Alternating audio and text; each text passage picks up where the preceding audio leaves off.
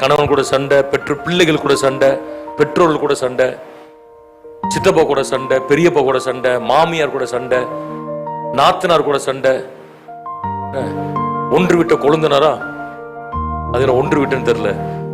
அப்படிலாம் நிறைய யாரோ ஒருத்தரை முறைச்சிருந்தீங்கன்னா இந்த மாசத்துல ரெக்கன்சில் ஆகுங்கன்னு சொல்லி ஃபர்ஸ்ட் சண்டே உங்களுக்கு நான் சொல்றேன். நீங்க வீட்டுல உங்க சர்க்கிள்ல ரெக்கன்சில் ஆகலன்னா நீங்க வெளியே எங்கேயும் ஆக முடியாது. உங்க சர்க்கிளை யோசிங்க. அப்ப நீங்க சொல்லலாம், இல்லை பாஸ்டர், இவங்களை எப்படி நாங்க அட்ஜஸ்ட் பண்றது, அவங்க என்ன பண்ணாங்க உங்களுக்கு தெரியுமா? இயேசுவுக்கு பண்ணதோடய நமக்கு பண்ணிட்டாங்க. நம்மள யாராவது காட்டி கொடுத்தாங்களா?